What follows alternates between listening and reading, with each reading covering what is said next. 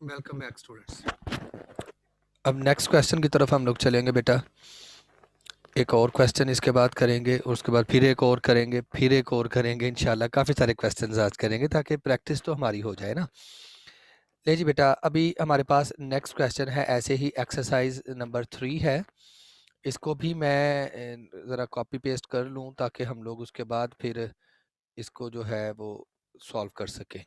ले जी, ये मैंने कॉपी कर लिया और ये मैं जा रहा हूँ आपकी एक्सेल की फ़ाइल के ऊपर दोबारा वापस, जिस पे अभी हमने थोड़ी देर पहले काम किया है।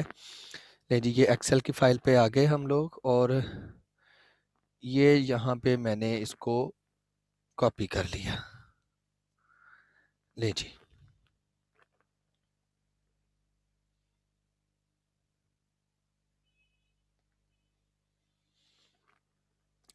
इसके साथ ही बच्चे हम लोग ये जर्नल को भी कॉपी कर लेते हैं ताकि हमें दोबारा से इसको ना बनाना पड़े।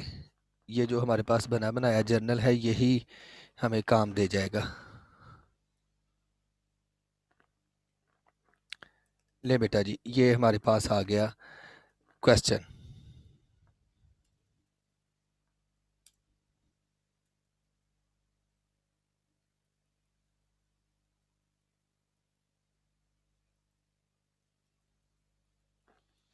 प्रीवियस क्वेश्चन में बेटा हम लोगों ने प्रैक्टिस की थी कि परपेचुअल इन्वेंट्री सिस्टम में जब हम लोग परचेजेस करते हैं तो उसका क्या तरीक़ेकार है, किस तरह से उनको रिकॉर्ड करते हैं, और जब हम लोग उनको पेमेंट करते हैं तो डिस्काउंटिंग पीरियड में पेमेंट करेंगे तो कैसे रिकॉर्ड करेंगे, डिस्काउंटिंग पीरियड के बाद पेमेंट करेंगे तो कैसे रिकॉर्ड करेंगे।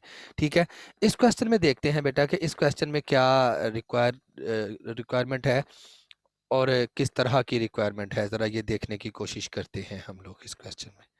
ठीक है,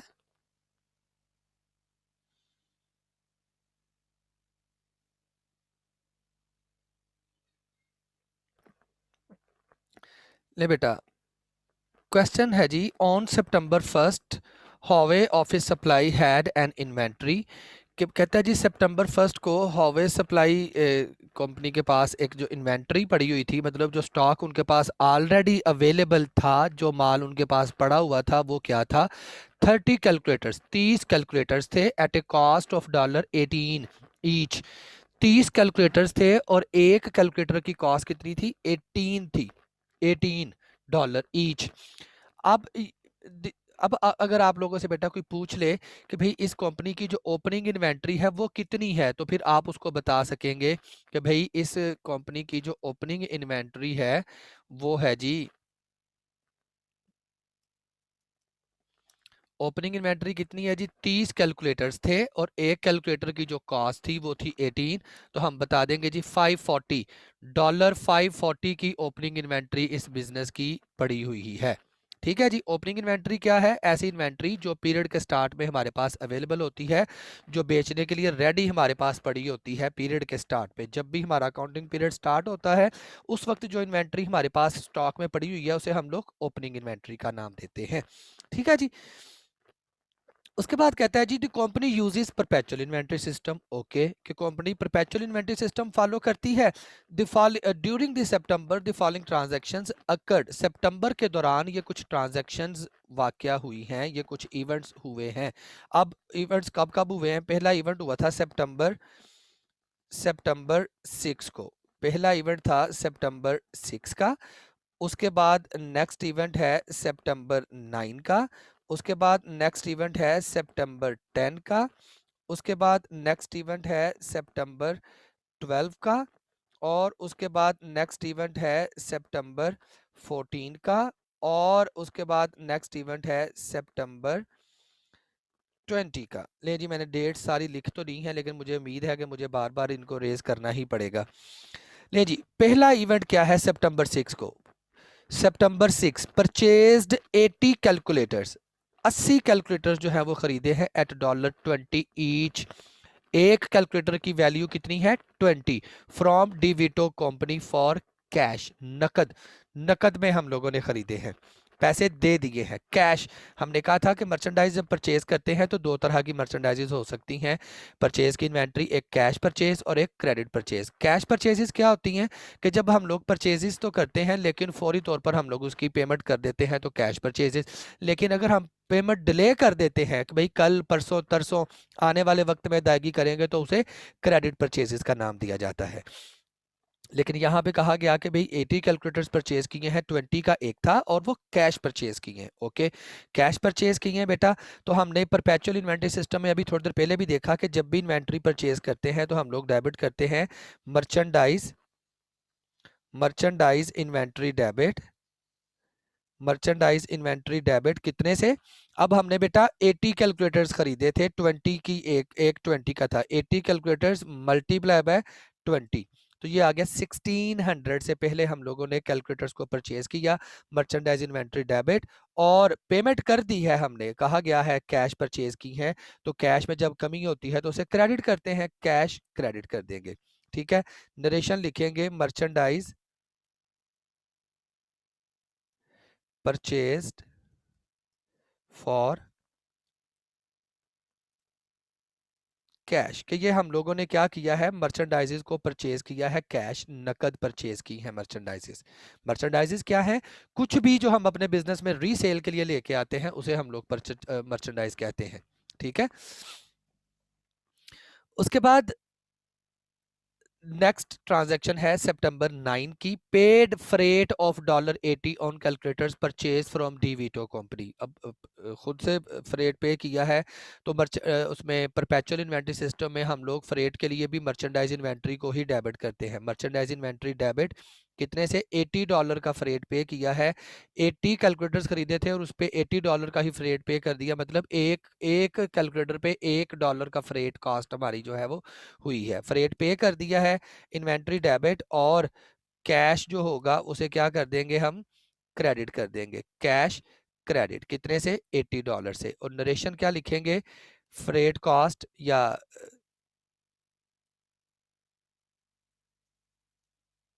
फ्रेट कॉस्ट पेड या फ्रेट कॉस्ट रिकॉर्डेड, ये फ्रेट कॉस्ट हमने पे कर दी। उसके बाद बेटा नेक्स्ट एंट्री है सितंबर 10 की, purchase sorry returned 2 calculators to DeVito company for $42 credit because they did not meet specifications.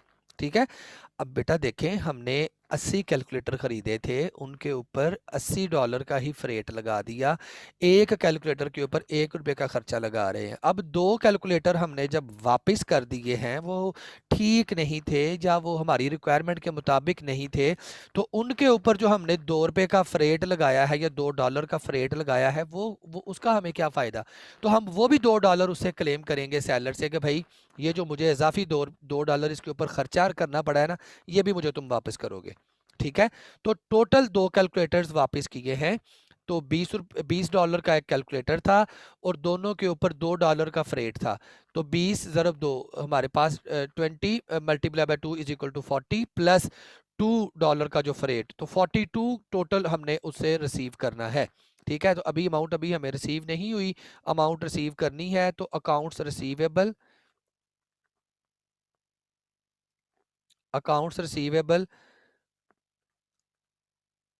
Debit 42 से दो कैलकुलेटर्स वापस किए और इन्वेंट्री हमारी कम हो गई। जितनी इन्वेंट्री बेटा हमारी कम हुई है उतने से मर्चेंडाइज इन्वेंट्री क्रेडिट 42 से। अब देखें बेटा अगर तो हमारी हमने उधार मतलब उधार खरीदी होती तो फिर तो हमारी लायबिलिटी कम होनी थी ना, फिर हमने एंट्री करनी थी अकाउंट पेबल डेबिट और मर्चेंडाइज इन्वेंट्री क्रेडिट, लेकिन हम तो कैश पे कर चुके थे। लेकिन जब हमने रिटर्न की है तब कैश फौरी तौर पे हमें वापस नहीं मिला, अभी पैसे वापस मिलने हैं। तो चूंकि अभी पैसे वापस मिलने हैं तो फिर मैंने अकाउंट रिसीवेबल को अपना एसेट बनाया है। इस चीज़ का ज़रा थोड़ा सा एहतियात करिएगा, ख्याल रखिएगा। ठीक है, उसके बाद बेटा नरेशन यहाँ पे लिख देंगे merchandise merchandise return to supplier कि ये मर्चेंडाइज कुछ सप्लायर को हमने क्या कर दी हैं, रिटर्न कर दी हैं। ठीक नहीं थी, वो हमारी चॉइस के मुताबिक नहीं थी, हमारी मर्जी के मुताबिक नहीं थी, तो हमने उनको वो वापस कर दिया। ठीक है, तो ये एंट्री हम लोगों ने पास कर दी। उसके बाद बेटा नेक्स्ट एंट्री है हमारे पास सितंबर 12 की। सितंबर 12 की एंट्री है बेटा। अब इस सितंबर 12 की एंट्री के लिए हमें दो एंट्रीज पास करनी पड़नी है, लेकिन मैंने यहाँ पे डेट्स लिख दी थी, चले मैंने रेस कर दी है। कहता जी सोल्ड 26 कैलकुलेटर्स। अब देखें सेल की एंट्री आ गई, हम लोगों ने अब फौरन हमारा माइंड क्लिक करेगा कि भाई चूंकि ये परपेचुअल इन्वेंट्री सिस्टम है, तो परपेचुअल में जब भी हम सेल करते हैं तो कॉस्ट ऑफ गुड सोल्ड की एंट्री भी रिकॉर्ड होती है। तो सेल के वक्त दो एंट्रीज होती हैं परपेचुअल में, एक तो सेल की एंट्री उस रेवेन्यू को रिकॉर्ड करने की, दूसरी कॉस्ट ऑफ गुड सोल्ड को रिकॉर्ड करने की। कहा जा रहा है जी 26 कैलकुलेटर सेल किए हैं, उनकी कॉस्ट कितनी थी 21 इंक्लूडिंग फ्रेट, और उनको सेल किया है 31 ईच के हिसाब से। किसको? मेगा बुक स्टोर को। टर्म्स क्या है? नेट 30 के 30 दिन के अंदर भाई पैसे वापस देने हैं, कोई डिस्काउंट नहीं है। 30 दिन तुम्हारे पास है, इंतजार करो, 30 दिन तक पैसे दे देना। हमें कोई पैसों की जल्दी नहीं है, इसलिए हम डिस्काउंट ऑफर नहीं कर रहे।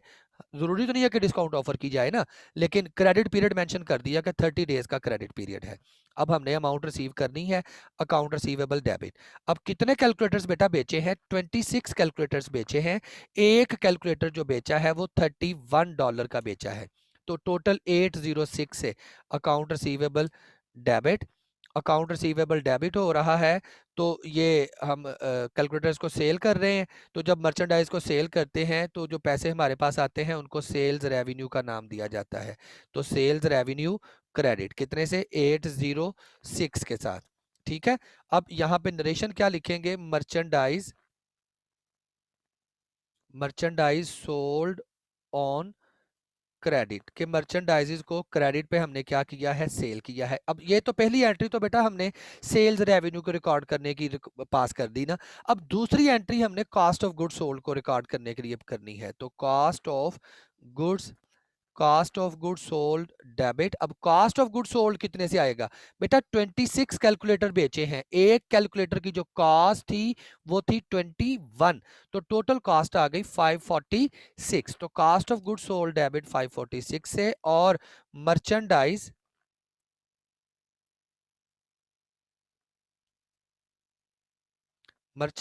Inventory credit. इन्वेंट्री चली गई ना, इन्वेंट्री में कमी आई है तो वो क्रेडिट हो जाएगी, मर्चेंडाइज इन्वेंट्री क्रेडिट। ठीक है, नरेशन में क्या लिखेंगे? मर्चेंडाइज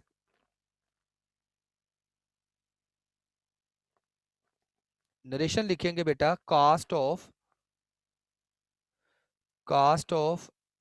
गुड्स सोल्ड रिकॉर्डेड, कि ये जो गुड्स सेल की थी उनकी हमने कॉस्ट रिकॉर्ड कर ली है। तो ये बात याद रखनी है बेटा, आप लोगों ने भी अपने पल्ले से बांध लीजिएगा कि जब भी हम लोग क्रेडिट सेल करेंगे, मतलब जब भी परपेचुअल इन्वेंट्री सिस्टम में हम लोग सेल्स करेंगे, हम लोग उसके लिए दो जनरल एंट्रीज पास करेंगे, एक रेवेन्यू को रिकॉग्नाइज करने की और दूसरी कॉस्ट को रिकॉर्ड करने की। ठीक है बेटा, अब उसके बाद नेक्स्ट एंट्री हमारे पास है 14 ऑफ सितंबर की। यहाँ पे पहले मैं डेट लिख देता हूँ, सितंबर 14 डेट आ गई। अब देखें ग्रांटेड क्रेडिट, अब क्रेडिट ग्रांट किया है ऑफ $31, $31 का क्रेडिट ग्रांट किया है टू मेगा बुक स्टोर को। अब mega book store account receivable हमने डेबिट किया हुआ था जब उसको सेल किया था मेगा बुक स्टोर को ना। कहता जी हमने क्रेडिट कर दिया है उसको $31 के साथ। किस लिए? For the return of one calculator that was not ordered. एक कैलकुलेटर, वो मेगा बुक स्टोर वाले कहते हैं जी एक कैलकुलेटर आपने ज्यादा भेज दिया है, हमने तो इसका ऑर्डर ही नहीं किया था, लिहाजा वो वापस उन्होंने भेज दिया। मतलब ये सेल्स रिटर्न हुई है। क्या हुआ है? ये सेल्स रिटर्न हुई है। तो बेटा सेल्स रिटर्न के बारे में हम लोगों ने देखा था कि जब हम लोग सेल करते हैं तो हम लोगों ने दो एंट्रीज पास की थी, एक तो सेल को रिकॉर्ड करने के लिए और दूसरी हमने एंट्री पास की थी कॉस्ट ऑफ गुड सोल्ड को रिकॉर्ड करने के लिए। अब ये वापिस आ रही हैं, तो दोनों एंट्रीज को रिवर्स कर देना है। सेल की एंट्री को रिवर्स कर देंगे, लेकिन सेल रेवेन्यू को डेबिट हम कभी भी नहीं करते। हम इसके लिए अकाउंट इस्तेमाल करते हैं सेल्स रिटर्न एंड अलाउंसेस का, sales return and allowances debit. अब बेटा सेल प्राइस कितनी थी? 31 की, जितने का हमने उनको क्रेडिट दिया है। ठीक है, 31 से सेल रिटर्न एंड अलाउंसेस जो कि हमारा कंट्रा अकाउंट था, लास्ट टाइम इस पे अच्छी खासी बहस हुई थी। अगर आप लोग दोबारा देखना चाहें तो प्रीवियस आप अपने लेक्चर को एक दफ़ा उसकी वीडियो देख सकते हैं, आपको समझ आ जाएगी। Cell return and allowances कंट्रा revenue account हमने डेबिट कर दिया और उतने से हमारे अकाउंट रिसीवेबल्स कम हो गए हैं, तो अकाउंट्स रिसीवेबल उतने से क्या कर देंगे, 31 से क्रेडिट कर देंगे। ये क्या किया है, रिकॉर्ड किया है टू रिकॉर्ड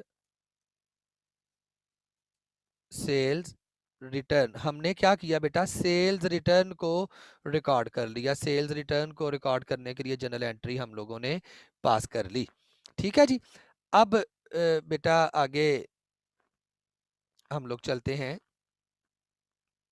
हमने कहा था जब सेल करेंगे तो दो एंट्रीज, अब रिटर्न की है तो भी दो एंट्रीज। पहले हमने सेल प्राइस के साथ सेल रिटर्न की एंट्री रिकॉर्ड कर ली, अब कॉस्ट प्राइस के साथ कास्ट ऑफ गुड सोल्ड की एंट्री रिकॉर्ड करेंगे। अब देखें बेटा, हमें ये कॉस्ट नहीं बताई गई कि कॉस्ट कितनी थी, लेकिन बेटा कॉमन सेंस इस्तेमाल करें। इससे पिछली ट्रांजैक्शन में हमें बताया गया था कि जो चीज़ें सेल की हैं उनकी कॉस्ट कितनी थी, $21 उनकी कॉस्ट थी।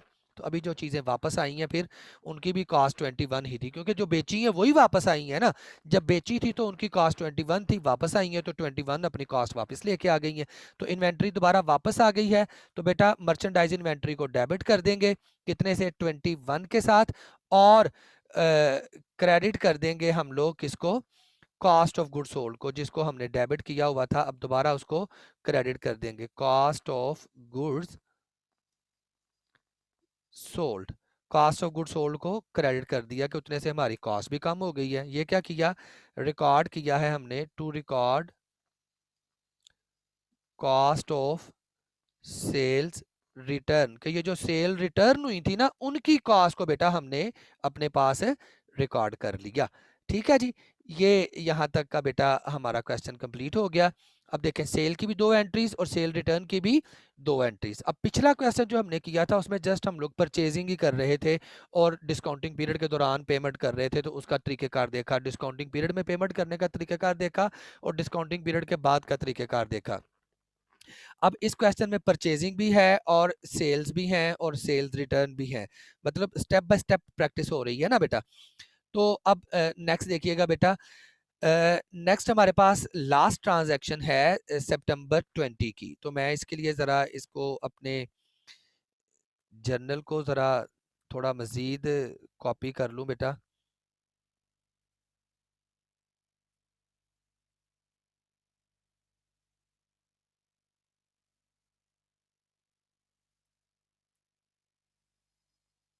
क्योंकि मुझे इसी जर्नल में काम करना है।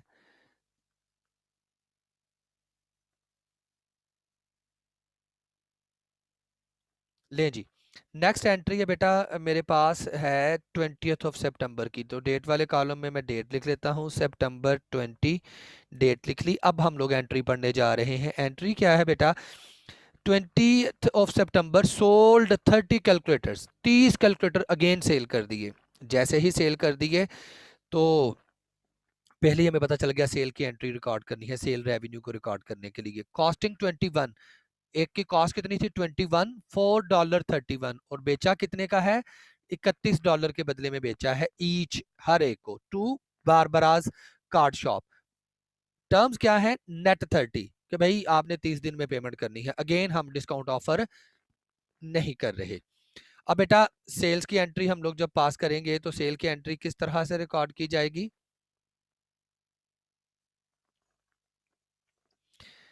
हम लोग एंट्री पास करेंगे अकाउंट्स रिसीवेबल डेबिट। अब अकाउंट्स रिसीवेबल कितने से डेबिट बेटा, 30 कैलकुलेटर सेल किए हैं, एक कैलकुलेटर कितने का है, $31 का।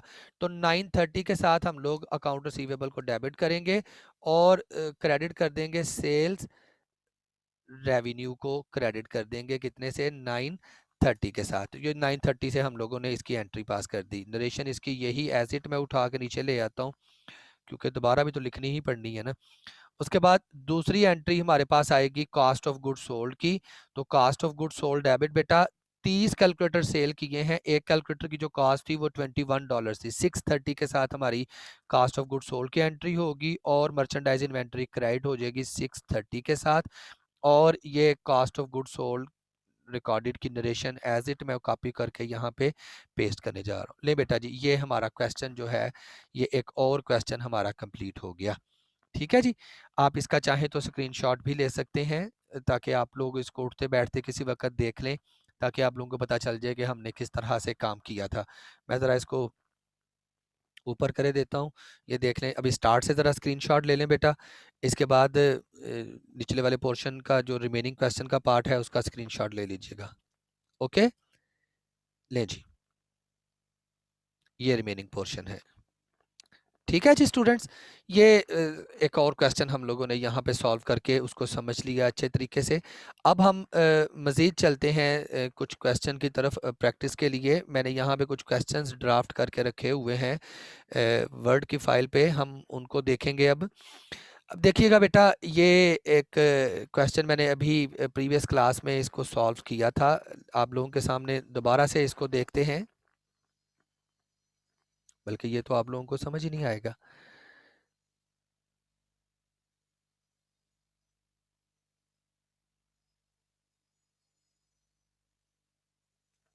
ले बेटा, ये कुछ फिगर्स हैं जो आप लोग देख सकते हैं कि कलर्ड हैं कुछ फिगर, और एक्चुअल में ये फिगर जो थी ये मिसिंग फिगर्स थी जो कि मैंने फाइंड आउट की हैं। ठीक है, अब इन मिसिंग फिगर्स को किस तरह से फाइंड आउट किया जाएगा ये हम लोग अभी देखेंगे। इस क्वेश्चन में हम लोग यही आज प्रैक्टिस करेंगे कि ये मिसिंग फिगर्स किस तरह से फाइंड आउट करी जाएंगी। तो देखिएगा बेटा, हम सीखते हैं इन मिसिंग फिगर्स को फाइंड आउट करने का तरीका। क्वेश्चन बेटा हमारे पास दिया गया था, presented below is financial statements for two different companies. दो डिफरेंट कंपनीज की फाइनेंशियल स्टेटमेंट हमें या फाइनेंशियल इंफॉर्मेशन हमें गिवन है। फाइनेंशियल इंफॉर्मेशन क्या गिवन है, अब बेटा अगर आप साइड पे देखें तो ये हमें sales, less sales return, net sales, cost of good sold, gross profit, operating profit, net income, मतलब ये पर्टिकुलर्स हमें इनकम स्टेटमेंट के दिए गए हैं। डिटरमाइन द मिसिंग अमाउंट्स, ये जो मिसिंग अमाउंट्स हैं बेटा ये हमने फाइंड आउट करनी है। मिसिंग अमाउंट कौन सी हैं बेटा, ये जो हमारे पास ये जो येलो वाले अमाउंट्स थी, ये अमाउंट्स मिसिंग थी और हमें कहा गया कि भाई ये अमाउंट्स जो हैं वो आप मालूम करेंगे दोबारा से। तो मैं इन अमाउंट्स को आप लोगों के सामने दोबारा से कैलकुलेट करना आप लोगों को सिखाता हूँ, क्योंकि प्रीवियस क्लास में मैंने ये किया था तो इसलिए वो ऑलरेडी फिल था। तो अब ये मैंने रेज कर दिया है, मैं यहाँ पे लिख देता हूँ जी। ये मेरे पास थी अमाउंट ए, ये अमाउंट थी बी, ये अमाउंट थी सी, ये अमाउंट थी डी, ये अमाउंट थी ई और ये अमाउंट थी एफ।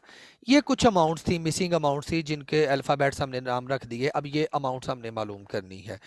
तो बेटा सबसे पहले देखें ज़रा, दो डिफरेंट कंपनीज हैं, पहले एक कंपनी को सॉल्व करते हैं फिर दूसरी कंपनी की तरफ चलेंगे हम लोग। ठीक है जी, अब देखो बेटा, ये हमारे पास जो अमाउंट है पहली जो हमें अमाउंट रिक्वायर्ड की गई है दैट इज़ सेल्स रिटर्न, मतलब टोटल सेल्स में से सेल्स रिटर्न को माइनस करते हैं तो नेट सेल आता है। बेटा ये मैंने सामने इक्वेशन फॉर्म में भी लिख लिया, सेल्स माइनस सेल्स रिटर्न, जो भी टोटल सेल्स होंगी उसमें से सेल्स रिटर्न को माइनस करेंगे तो हमारे पास क्या आंसर आएगा, नेट सेल्स का आंसर आएगा। ठीक है, तो बेटा ये बिल्कुल इक्वेशंस वही हैं जो हम लोगों ने मैट्रिक लेवल पे भी की हैं, अभी आप लोगों ने अपने बेसिक मैथ्स में भी की होंगी, हमने छठी सातवीं क्लास में भी ये इक्वेशंस हल करना सीखी थी। ठीक है, मतलब क्या है कि यहाँ पे मैं अगर आप लोगों को लिख के समझा दूं कि टोटल सेल्स थी हमारे पास 90,000 की, उसमें से कोई रिटर्न्स हुई थी। अब वो रिटर्न्स कितनी हुई थी हमें नहीं पता, उसका नाम ए था, इज इक्वल टू, तो नेट सेल्स कितनी आई थी 84,000। अब इसको अगर बेटा हम लोगों ने सॉल्व करना हो तो क्या होगा कि ये ए इक्वल के उस तरफ जाके पॉजिटिव हो जाएगा और ये 84,000 इधर आके क्या हो जाएगा, माइनस हो जाएगा, तो हमारे पास ए का आंसर आ जाएगा। बिल्कुल इसी तरह से बेटा हम लोगों ने इनको सॉर्ट आउट कर लेना है। एक और एंगल से जरा इसको देखिएगा, समझना बेटा। देखिए 90,000 की सेल्स थी हमारे पास, कुछ उसमें से रिटर्न हुई उसमें से कुछ लेस हुई तो बाकी आंसर रह गया हमारा कितना 84,000। तो इन दोनों अमाउंट्स का 90,000 और 84,000 का दोनों अमाउंट्स का बेटा हम क्या करेंगे डिफरेंस ले लेंगे और वो डिफरेंस लेंगे तो हमारे पास कितना आएगा 6,000। ठीक है, तो ये 6,000 हमारे पास जो है ये फिगर आ गई है किसकी सेल्स रिटर्न की। ठीक है जी, ये हम लोगों ने फाइंड आउट कर ली। ओके बेटा, होप सो कि आप लोगों को इसकी समझ आई होगी। अब नेक्स्ट चलते हैं। अब नेट सेल्स तो आ गई, नेट सेल्स में से हम लोग क्या करते हैं कॉस्ट ऑफ गुड सोल्ड को माइनस करते हैं तो हमारे पास ग्रॉस प्रॉफिट आता है। अब इसका मतलब ये हुआ कि ग्रॉस प्रॉफिट हमने अब निकालना है। टोटल सेल्स नेट सेल्स जो थी बेटा वो हमारी थी कितनी 84,000 की सेल्स थी। 84,000 की सेल्स में से हम लोग जब माइनस करते हैं अपना कॉस्ट ऑफ गुड सोल्ड 56,000 की, तो 84 में से जब 56 को माइनस करेंगे तो हमारे पास बेटा आता है ग्रॉस प्रॉफिट और वो कितना आता है 28,000। तो यहाँ पे ग्रॉस प्रॉफिट की फिगर बेटा दो कंसेक्टिव फिगर्स हैं। अब यहाँ पे आप लोगों को ये याद करना पड़ेगा कि भाई हम लोगों ने वो जो किया था मल्टी स्टेप इनकम स्टेटमेंट की थी उसका फॉर्मेट समझा था, तो आपको वो फॉर्मेट आपको याद करना पड़ेगा कि किस चीज़ के बाद कौन सी चीज़ आती है। ठीक है, अब देखें बेटा ग्रॉस प्रॉफिट था हमारे पास 28,000 का और उसमें से हम लोग माइनस करते हैं operating expenses. Operating expenses minus करने के बाद हमारे पास आंसर आता है ऑपरेटिंग प्रॉफिट का, और फिर हम अदर एक्सपेंसेस और अदर रेवेन्यूज को एडजस्ट करते हैं तो फिर नेट इनकम आती है। यहाँ पे कुछ भी नहीं है तो ऑपरेटिंग एक्सपेंसेस माइनस करने के बाद फौरन हमारे पास नेट इनकम ही आएगी। तो 28,000 का ग्रॉस प्रॉफिट था, उसमें से 15,000 के जो ऑपरेटिंग एक्सपेंसेस थे उनको जब माइनस करेंगे तो हमारे पास 13,000 का नेट इनकम का आंसर आ जाएगा। ठीक है बेटा जी, तो ये वो मिसिंग फिगर्स थी जो कि हम लोगों ने कैलकुलेट करना सीखी हैं। थोड़ी सी कॉमन सेंस और थोड़ी सी जो है समझदारी के साथ बेटा हम लोग इन मिसिंग फिगर्स को फाइंड आउट कर सकते हैं। It's not a big deal, हमें कोई मतलब ज़्यादा इशू नहीं होगा। अगर ऐसे जमा नफ़ी नहीं करना आता तो फिर ये जो मैंने आपको इक्वेशन फॉर्म यहाँ पे लिख के दी हैं आप इस तरह से भी इनको कैलकुलेट कर सकते हैं। ठीक है जी, इसी तरह बेटा हम दूसरी कंपनी की तरफ चलेंगे, मायो कंपनी। सेल्स ही मिसिंग है, टोटल सेल्स नहीं है, उसमें से कुछ सेल्स 5,000 की माइनस की तो फिर हमारे पास बाकी जो नेट सेल बची थी वो 1,00,000 थी। अब 5,000 माइनस करने के बाद 1,00,000 आता है, इसका मतलब क्या हुआ कि ये जो ऊपर हमारे पास फिगर थी ये कितनी थी 1,05,000 की ये फिगर थी, तभी तो 5,000 माइनस किया तो 1,00,000 बचा ना। तो ये फिगर बेटा हमने फाइंड आउट कर ली, बैलेंसिंग फिगर। इन दोनों का जो है हमने दोनों को ऐड अप कर लिया, दोनों को सम अप कर लिया तो हमारे पास ये बैलेंसिंग मतलब आंसर आ गया कितना 1,05,000 का। आप अगर चाहें तो आप इसी इक्वेशन में भी इसको पुट कर सकते हैं कि भाई ये टोटल सेल्स हमें दी हुई थी और सेल्स रिटर्न मतलब नेट सेल्स दी हुई थी और सेल्स रिटर्न भी दी हुई थी, लेकिन ये सेल्स नहीं दी हुई थी। तो ये क्या करेंगे सेल्स रिटर्न को भी इधर आके, ये माइनस हो रही थी ना, तो इक्वल के इस तरफ आके इनको प्लस करेंगे। नेट सेल्स में सेल्स रिटर्न को प्लस किया तो टोटल सेल्स आ गई, या जिसे हम लोग ग्रॉस सेल्स कहते हैं वो आ गई। ठीक है, अब ये हमारे पास फिगर आ गई है। अब आगे नेट सेल्स थी 1,00,000 की, उसमें से कुछ कॉस्ट ऑफ गुड्स सोल्ड की कोई अमाउंट थी वो माइनस की है, तो फिर हमारे पास ग्रॉस प्रॉफिट आया है कितना 41,500। बेटा ये देखें मैंने लिखा हुआ है नेट सेल्स में से cost of good sold minus करते हैं तो ग्रॉस प्रॉफिट आता है।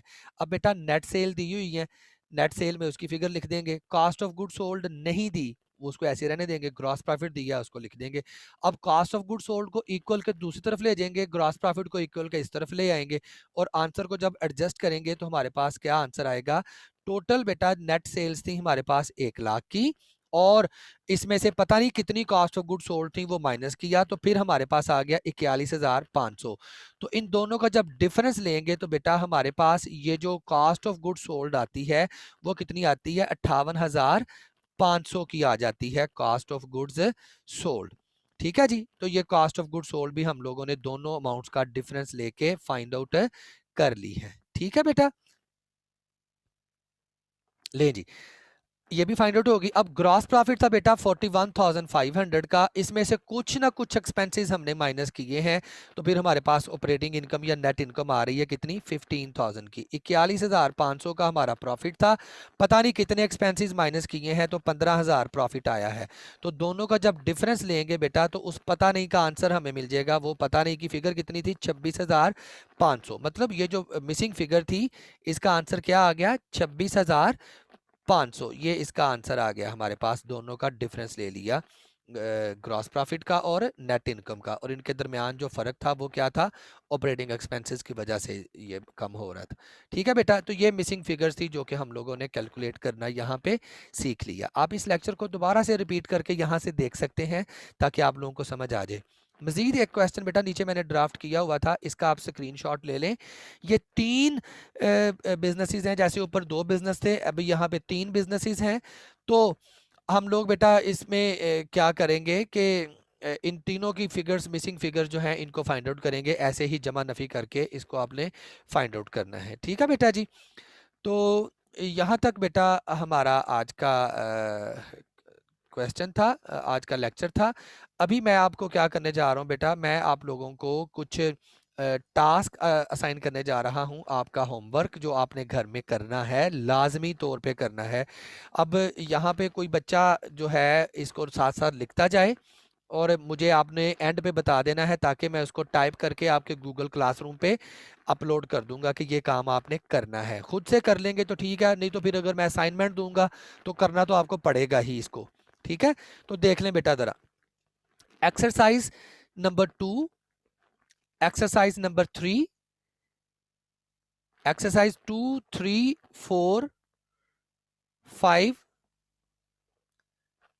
एक्सरसाइज 2, 3, 4, 5, और उसके बाद एक्सरसाइज 8 एंड 9। अब बेटा 8 एंड 9 में आप देखेंगे कि आपका जो प्रीवियस लेक्चर था, बिल्कुल प्रीवियस लेक्चर मैंने आपको दिया था, उसमें मैंने आपको मल्टी स्टेप इनकम स्टेटमेंट सिखाई थी और एडजस्टिंग एंट्री सिखाई थी, कंप्लीशन ऑफ अकाउंटिंग साइकिल। एक एडजस्टिंग एंट्री करनी है इन्वेंट्री के लिए, और बाकी आप लोगों ने क्या करनी है, क्लोजिंग एंट्रीज करनी है, जो हमने चैप्टर नंबर 4 में क्लोजिंग एंट्रीज की थी। बिल्कुल उसी तरह से एक्सपेंसेस और रेवेन्यूज को क्लोज करने की एंट्रीज आप लोगों ने करनी है। ठीक है, क्वेश्चन नंबर 8 और उसके बाद क्वेश्चन नंबर 9। क्वेश्चन नंबर 9 में आपने क्या करना है, मल्टीपल स्टेप इनकम स्टेटमेंट आपने बनानी है पिछले प्रीवियस क्वेश्चन को देखते हुए। एक्सरसाइज 8, 9 और 10। ठीक है, 8, 9 और 10, ये 3 एक्सरसाइज और बाकी पिछली वाली। उसके बाद बेटा आप आगे आ जाएंगे। नेक्स्ट ये है हमारे पास एक्सरसाइज 14। ये जो अभी मैंने आप लोगों को दी है, ये मैंने यही ड्राफ्ट की हुई थी, एक्सरसाइज 14। एक्सरसाइज 14 के बाद बेटा हम लोग करेंगे एक्सरसाइज 15, जिसमें हम लोगों ने कॉस्ट ऑफ गुड सोल्ड बनानी है। पीरियोडिक इन्वेंट्री की जो लास्ट टाइम हमने डिस्कस किया था कि ओपनिंग इन्वेंट्री ऐड परचेजेस करते हैं, परचेजेस में से रिटर्न्स और अलाउंसेस और डिस्काउंट्स माइनस करते हैं, और फ्रेट इन जमा करते हैं तो नेट परचेजेस आती हैं, और उसमें से क्लोजिंग इन्वेंट्री माइनस करते हैं तो cost of good sold. Previous lecture आप देखेंगे तो आपको ये फॉर्मेट आपको मिल जाएगा पीरियोडिक इन्वेंट्री की कॉस्ट ऑफ गुड सोल्ड का। तो ये 15 जो है एक्सरसाइज, और 15 के बाद 16, 17 और उसके बाद हम आ जाएंगे बेटा प्रॉब्लम सेट के ऊपर। प्रॉब्लम सेट ए, आपने क्या करना है, इसकी पहली 2 प्रॉब्लम्स, प्रॉब्लम 1, प्रॉब्लम 2, ये 2 प्रॉब्लम्स करनी है। और इसके बाद आपने लास्ट प्रॉब्लम जो है इस सेट ए की, that is I think so problem number 8 है वो, आई थिंक सो जी, प्रॉब्लम नंबर 8 ही है। ये कंप्लीट आपने करनी है बेटा। ट्रायल बैलेंस आपको दिया गया है, जो नई एक्टिविटीज़ हैं वो मैंने आपको सिखा दी थी प्रीवियस लेक्चर्स में, आप प्रीवियस लेक्चर्स को भी देखिएगा। इस ट्रायल बैलेंस के बाद आपने ये कुछ एडजस्टिंग एंट्रीज दी गई हैं, इन एडजस्टिंग एंट्रीज को रिकॉर्ड करना है। एडजस्टिंग एंट्रीज को रिकॉर्ड करने के बाद बेटा आपने वही वर्कशीट कंप्लीट करनी है, और वही आपने फाइनेंशियल स्टेटमेंट्स, अभी जो रिसेंट आपका मिड हुआ है ना, वो मिड आपका सर्विसेज कंसर्न का था, ये मर्चेंडाइजिंग कंसर्न की सेम वही ट्रांजैक्शंस हैं सारी की सारी। ठीक है, लेकिन मिड में आपको क्वेश्चन नंबर 1 और क्वेश्चन नंबर 2 थे, ये आपका क्वेश्चन नंबर 1 नहीं है, इसमें 2 वाला क्वेश्चन सारे का सारा ही है कि एडजस्टिंग एंट्रीज पास करेंगे, वर्कशीट कंप्लीट करेंगे और फाइनेंशियल स्टेटमेंट्स आप लोगों ने मल्टी स्टेप इनकम स्टेटमेंट और क्लासिफाइड बैलेंस शीट आपने प्रिपेयर करनी है। ठीक है, ये क्वेश्चन नंबर 8 आप लोगों ने करना है। आप कर लेंगे तो बेटा आपकी प्रैक्टिस हो जाएगी, आपका फाइनल पेपर भी अच्छा हो जाएगा। अगर आप नहीं करेंगे तो बेटा फिर क्या होगा, मैं आपको असाइनमेंट दे दूंगा, फिर मजबूरन आपको करनी पड़ेगी कॉपी पेस्ट करके। इसलिए आप अभी अपनी मेहनत आपके तहत इसको करें। जहाँ पे आपको बेटा समझ नहीं आए वहाँ से आप मुझसे पूछें। आपकी तो अब क्लासेस भी नेक्स्ट टाइम से ऑन कैंपस होंगी इंशाल्लाह, तो आप मुझसे पूछ सकते हैं। ठीक है जी। तो बेटा जी ये था हमारा आज का लेक्चर। आप लोगों में से अगर किसी ने कुछ पूछना हो, कुछ कंसल्ट करना हो तो please people you people can ask.